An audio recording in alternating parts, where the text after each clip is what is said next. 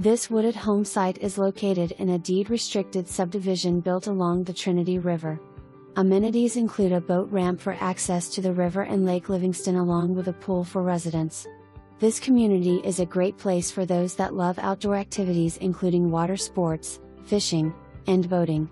Both the Sam Houston National Forest and the Davy Crockett National Forest are just a short distance away for even more recreational opportunities.